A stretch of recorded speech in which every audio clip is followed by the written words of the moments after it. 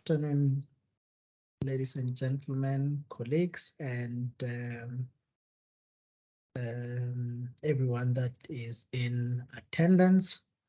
I think we can start. Yeah. My name is Buitumelo Mashilo, and I welcome you to another exciting Friday webinar. Today we are talking about water is life and sanitation is dignity. I am honored to introduce to you Vivek Kasseepursad, who will be taking us through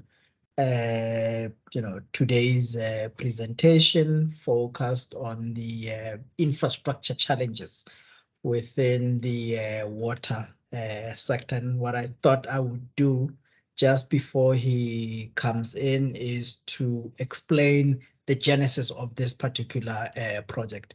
So in the BFI, the Budget Facility for Infrastructure appraisal process that we run, there were often gaps that we were identifying where, for example, projects would be considered on their individualistic basis. In other words, you would be looking at a water resource project, and you would be told that ultimately we want to provide water to citizens.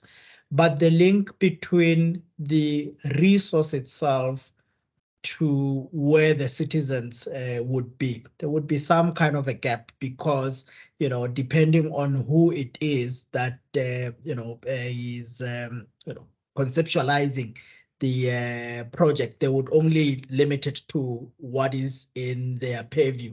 And they would say somebody else would have to come in and connect, and somebody else and connect, and so on and so forth. And we raised that as a gap because, for example, just using the water resource example, just by building a dam, it doesn't mean that communities will necessarily be getting water. So, and that's just one example of the gaps that we're identifying through the BFI process.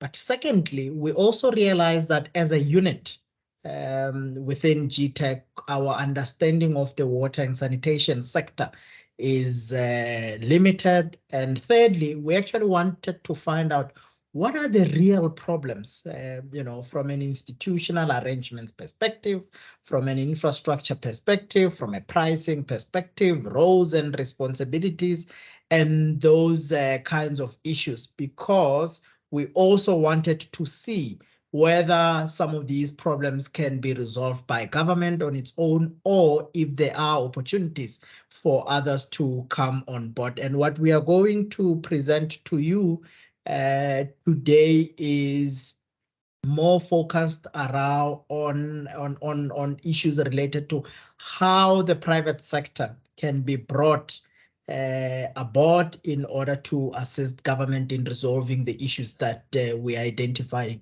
in the report.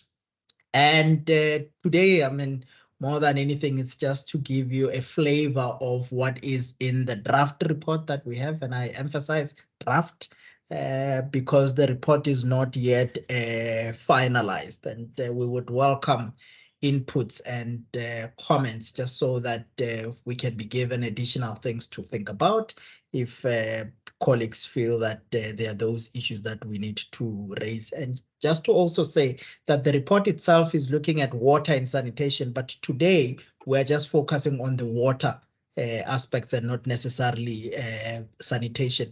And it's really because of the time limits that we have. So as we are looking at potential or opportunities for the private sector to come in, we are asking ourselves, where in the value chain, how, and to what end, can we bring in the private sector to come and assist? And the reason why we undertook this particular research is because we also want to contribute to the public discourse, around how government can best collaborate in a healthy manner with the private sector to advance the objectives of government.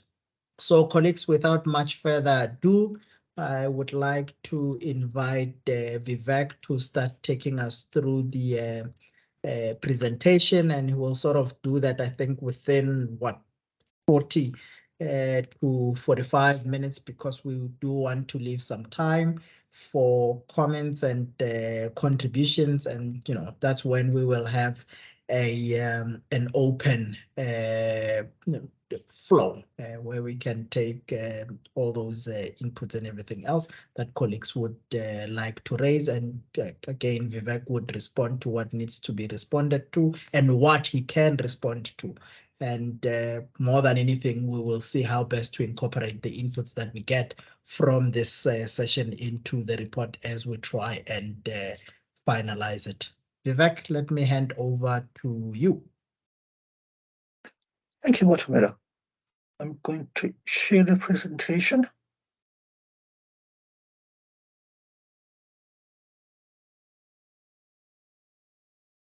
And before I start,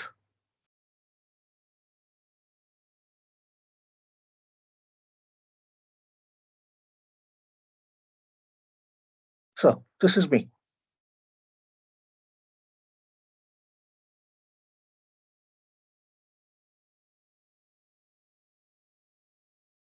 Okay, colleagues, I'm going to take you through the presentation. As Botumelo said, this is a project about infrastructure, and it's looking at how to bring in the private sector. What this report also looks at is some of the challenges that are there in delivering infrastructure in the water sector. So in terms of the background and approach, we'll be giving you an overview. Initially, the report that we had drafted was going on 60 pages. And the feedback that I had was, we really can't do 60 pages. We need to get something really, really concise. So I think now the report is around 22 pages. So hopefully that's a lot more readable. In saying that, it's quite a high level report, and it's looking at issues. And the feeling is that we had condensed it so much that we are not doing quite justice to the sector. Also, a problem is that within the sector, because it's so large, there are several interlinkages, and we're not able to capture all of that. The high level report I've spoken to. The approach that we take in doing all of this is a value chain type of approach. I'll show you a slide of that in a moment. Within this value chain, we look at the trends, the challenges, the systemic issues, the entities that are involved. And then we also look at the gaps. And related to the title of this, we also check what opportunity there is for the private sector to participate. In the genesis that Botumelo had just spoken about, he spoke about the idea for the study, how that initiated, the work that we had done for the BFI, and the recurring issues that we had seen in the reports that were coming through. And part of the idea was that we need to identify the issues that need fixing. Then in terms of contents, we've just been through the background. I'll show you the value chain. There's that would be followed by the water catchment systems, water resources and supply.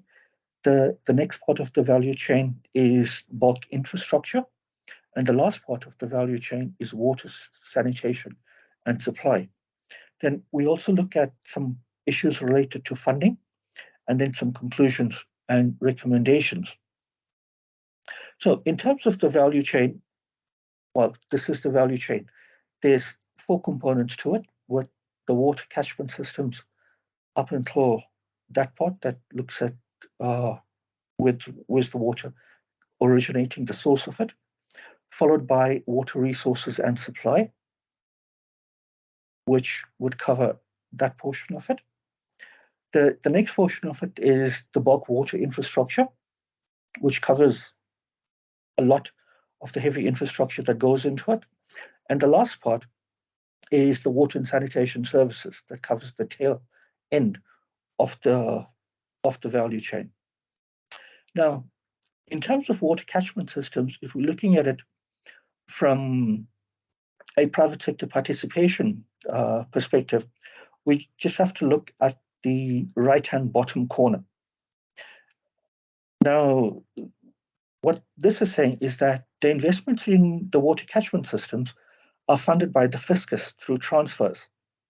And the water catchment systems do not qualify for private investment as they are viewed as a public good. So within the first part of the value chain, there is no room for private sector involvement. So we're not going to spend too much time on the first part of the value chain. So going on to the second part. So in the second part, we're starting off with an overview looking at the trends, the challenges, and the systemic issues. Now, as a country, we are quite an arid country. Our average rainfall is 465 millimeters per annum. And if we compare that to the global average, we're about half the global average. The rainfall patterns that we have, they vary quite considerably. We've got summer rainfall areas, we've got winter Mediterranean type rainfall, Mediterranean climate areas in the Western Cape. The surface water yield is estimated at 11 billion cubic meters per annum. And a breakdown of that is that we get, a breakdown of our water mix is that we get 77% of our water through surface water, 9% through groundwater, and 14% through return water flows. Some areas of the country have high water scarcity. There is a deteriorating ecological state of our rivers, and sometimes this is irreversible. There's a loss of wetlands. The wetlands, they regulate the flow and they purify water. Another challenge within the water resources space is eutrophication, and that is the enrichment of a water body. The water body, a lake or a dam, gets enriched with nutrients. And if anybody has been past Hartbeespoort Dam, the trouble that they're having is related to eutrophication. There's also the problem of acid mine drainage on the Highveld, and there's still a long-term solution to the problem to be developed. The other challenges within the water resources is that of erosion, and there's also problems of establishing the catchment management agencies. There, of the 9 that should be existing in the country, there are currently 2 established, but they're having teething problems. In terms of participants within this portion of the value chain, there are 13 water boards. These are state-owned, and these water boards, they operate dams, bulk water infrastructure, and wastewater systems. Some of these water boards provide technical assistance to municipalities, and there is evidence that this assistance to municipalities over the recent past has increased. And converse to this is that the municipalities' ability to deliver services has decreased. The gaps within the water resources part of the value chain, there are a few gaps, and these gaps were highlighted within a report that was developed by the South African Water Caucus. And these reports that they've identified are quite serious and challenging also. They relate to significant human resources and organizational management problems within the department. The Department of Water Affairs, they've released a water management plan in the latter part of 2019, and this report had received some serious criticism. And what this report was looking at was investments of just about 900 billion over a 10-year period to address the water challenges within the country. And related to it, in implementing these projects, there would be a shortfall of something like 333 billion. Another gap within this space is the shortage of, it's the shortage of the number of officials that undertake compliance monitoring and enforcement. The reports that the status reports that the department compiles, the blue and green drops, those for some years have been missing, and these were recently reinstated. In terms of risks, there's a lack of suitably qualified staff and funding to maintain water resources and supply infrastructure. And this poses a risk over the medium to long term. And related to collecting data, the monitoring data on the volume and quality of water flowing, that this information is missing and it does not contribute to the management decisions that are taken in making infrastructure type decisions of when to build the required infrastructure. And then lastly, in this section of the opportunities for the private sector, the type of opportunities that we had seen, this relates to firms that are large and they are large consumers of water. And these large firms, they partner with the local authorities at the water boards. And this partnering strategy for the firm ensures the continued supply of water. Now, any decrease in the supply of water to these firms would result in negative financial impacts. Now, an example of this is a beverage type firm that would partner with the local authority to ensure to ensure that they get a continuous supply of water to continuously produce their beverage. Now, in the literature that we had reviewed, the details of the nature of this partnership was not stated. So we are battling to understand that that relationship in detail. So moving on, this slide is quite a busy slide, and it's talking to the participants in water resources. What I want to draw your attention to are the systemic issues within the water resources part of the supply chain. And in terms of systemic issues, we will see as we go through the presentation that these issues are kind of recurring. And so in terms of the issues, what we see is a loss of capacity and expertise to manage water resources. There's aging and poorly maintained infrastructure. There is corruption, and there's also mismanagement of water resources.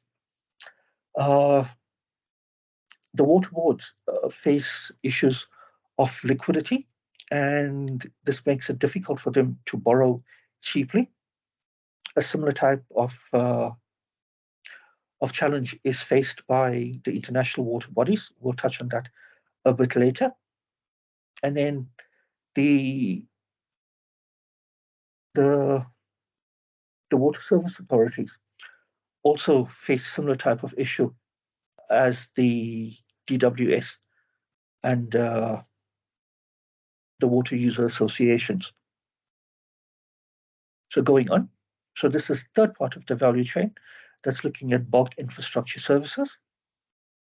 The SAICI, that's the South African Institute of Civil Engineers, every so often they publish an infrastructure report card. Now, the last two report cards were published in 2017 and 2022, and they rated the quality of the infrastructure as being a D-, which is quite a poor rating. And they are concerned of the consistently low rating, which is indicative of aging bulk water infrastructure, and this is due to insufficient maintenance. And this is also due in part to renewal projects not being undertaken Now, the reasons for the derating in a bit of detail. We touched on the aging infrastructure.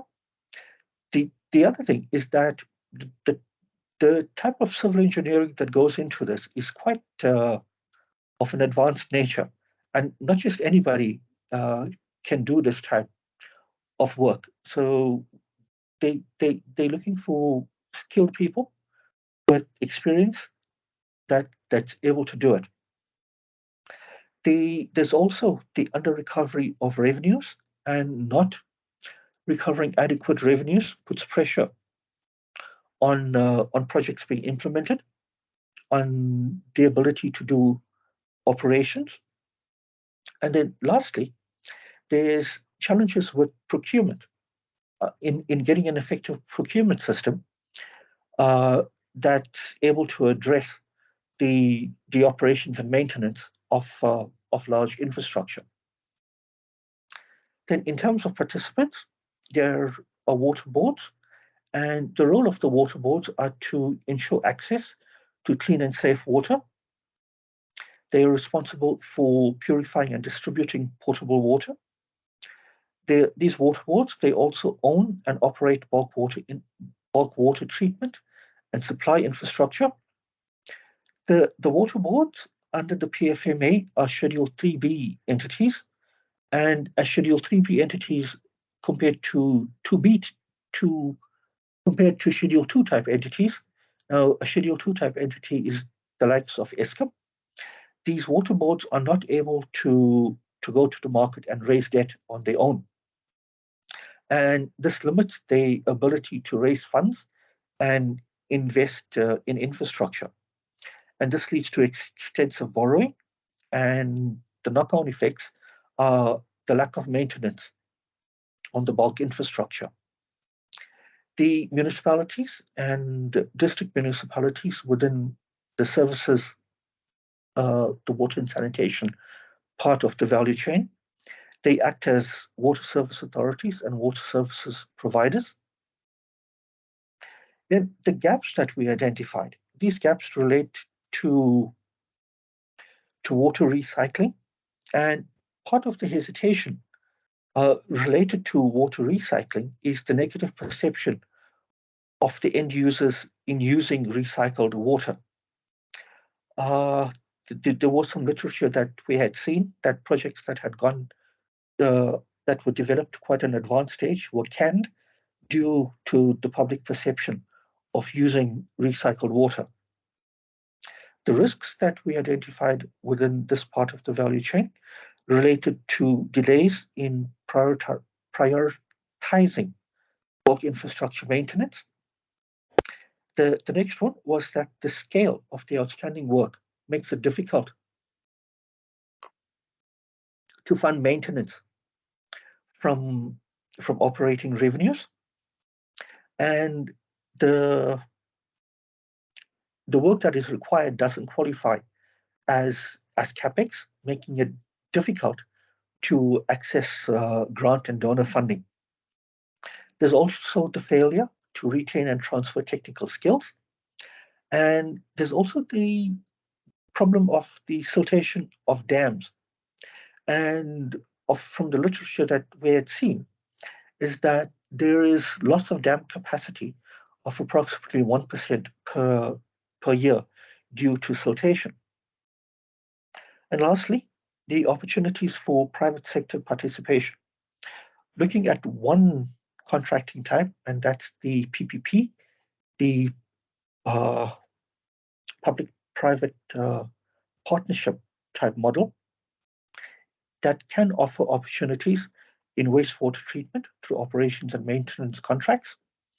And there's also opportunity for water reuse or build, operate, and transfer type contracts. And within the sector, these PPPs are not widely used. The other challenge with the PPPs is that these PPPs are quite sophisticated, the type of contracts, and one would need to be very uh, knowledgeable of these contracts, because the as government, the government can very easily be taken for a ride by the private sector because they have the skills and the expertise, and this is the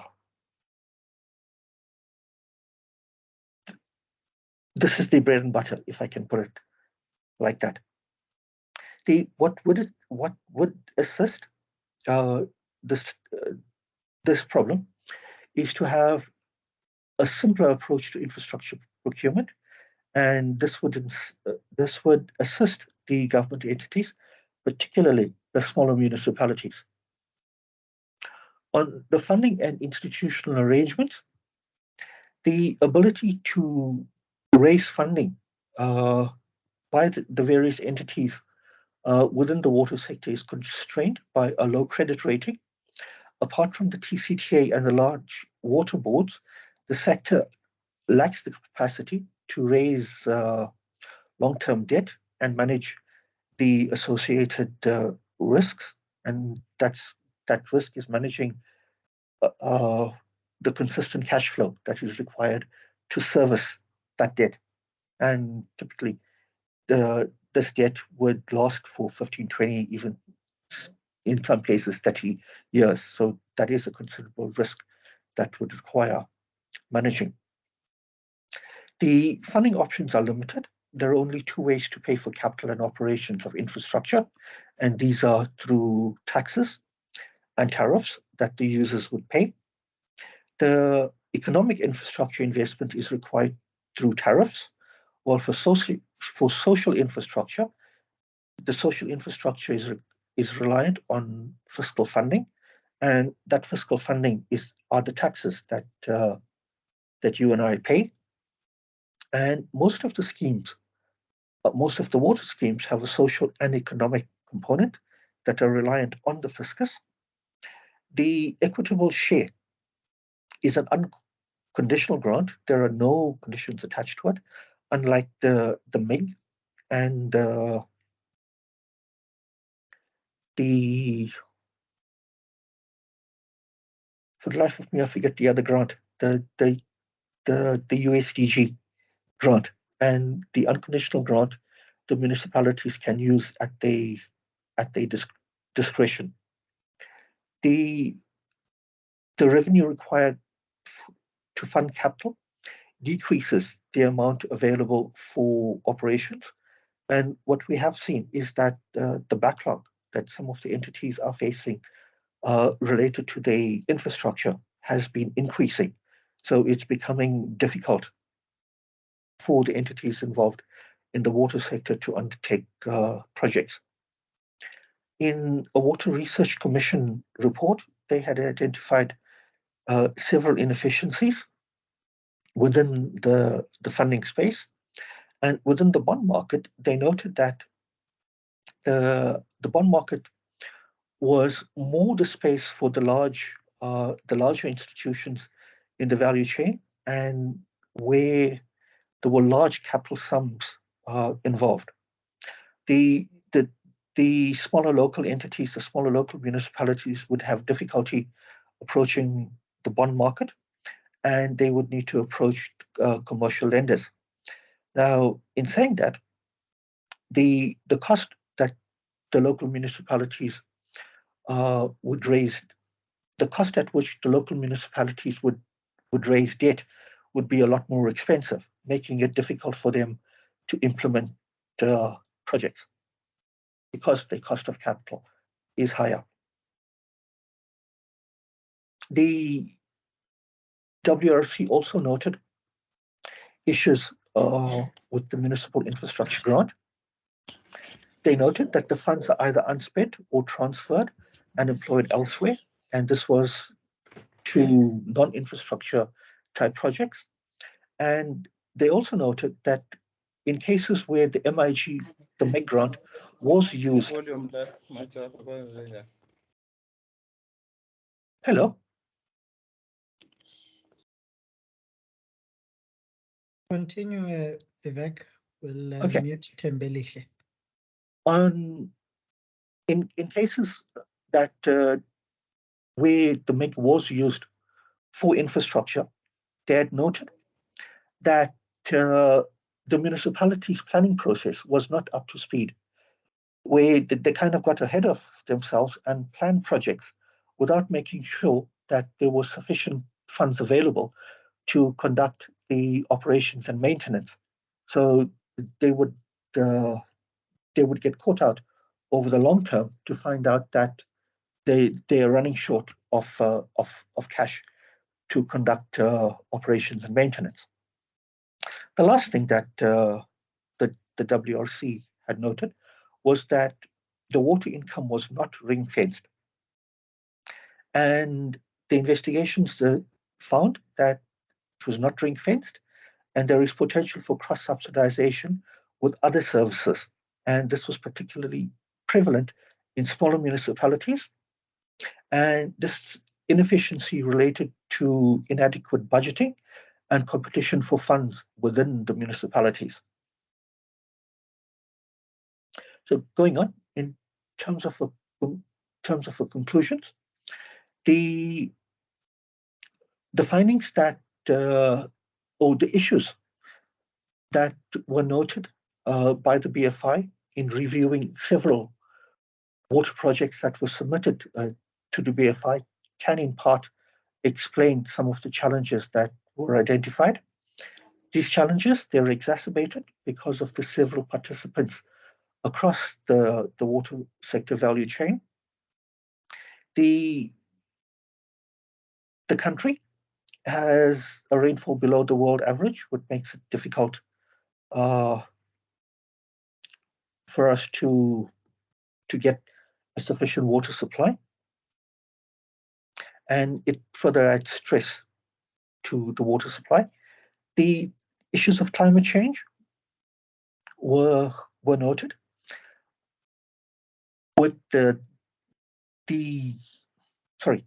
climate change together with deteriorating infrastructure and the loss of management skills places increased pressure on the country to use its water more effectively. Because the issue with climate change is that the rainfall intensity and the areas that would get rainfall are becoming quite variable. So this makes planning incredibly difficult. And the results from the climate work that we had investigated, they indicated that continued investments in maintenance of infrastructure is required, and the water supply system maintenance in that will also be required. And we were speaking to opportunities for private sector, so there are several large schemes in which the private sector can be involved in. And then touching on the recommendations, they focus on three areas. The first one relates to decisions. The second one relates to efficiency of water use. And there's four. The third one looks at the water mix, the sources of water. And the last one talks to private sector participation. So we note that adequate monitoring data is required to make informed decisions on constructing water infrastructure. On efficiency of use, the irrigation consumes about 60% of the country's water resources. And if I get my numbers right, it's about a 3 to 5% contribution that agriculture makes, that irrigated agriculture makes to the GDP. Now, contrasting that to industry that uses a much smaller percentage of the country's water, and it contributes a much larger percentage to GDP. So, in terms of recommendations, what we're saying is that agriculture needs to move towards intensive farming, towards high yield type farming methods, and using less water to ensure food security. In saying all of this, there would need to be significant investments that would be required for the agricultural sector, and this would be particularly difficult for subsistence farmers. The next part talks to developing flexibility in the sources of water supply, and developing this flexibility would reduce the reliance on rain, as the pattern of rainfall and the intensity of rainfall is changing, and all of this is affected by global warming. The estimates for future water resource potential show that yield from surface water can be increased by about 5,600 million cubic meters per year. That's quite a substantial amount of water. That's about 50% more than what we currently have. And there's some transfer schemes that would also be required to ensure that that all parts of the country have access to water. The substantial volumes of water can also be made through increased return water flows. And this is especially true for coastal areas where water is discharged into the sea. There is also potential to use groundwater, although the use of groundwater is mostly in the rural areas, and this is for quite a small portion of the total water consumed. Lastly, related to the water mix, that it is quite expensive, but desalination is becoming a realistic alternative for the coastal areas as the technology improves. And the WRC has been on about this for some time, saying that that it should be on the radar and as part of the water mix for the country.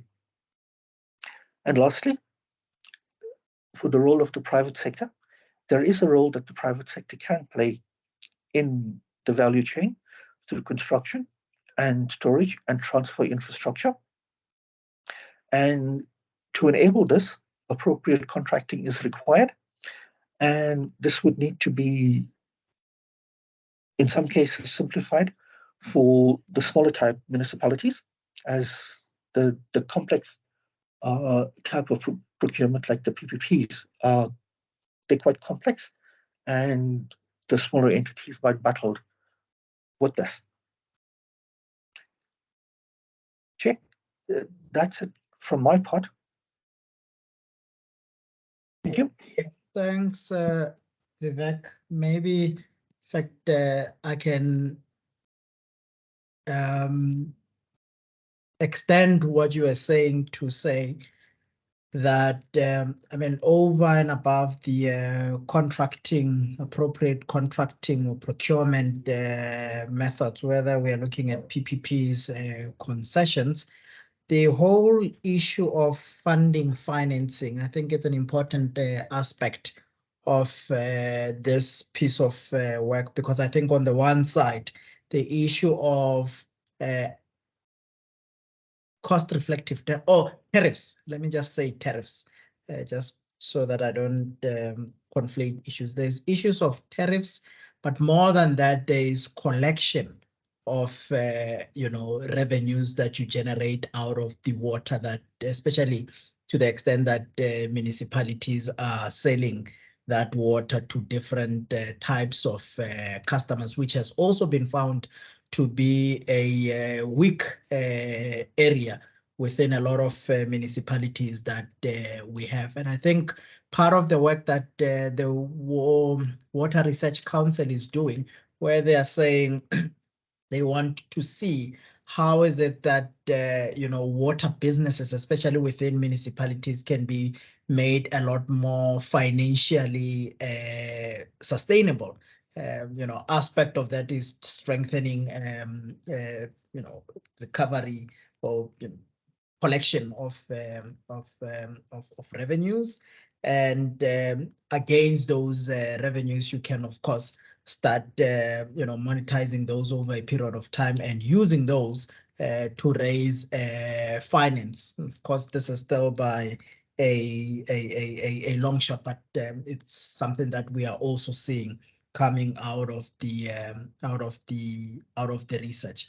So, colleagues, that's there we have it from Vivek on what it is that we have been able to uncover thus far. And I think, as he said, that we are looking at things at a high level, and we also rushed through the presentation.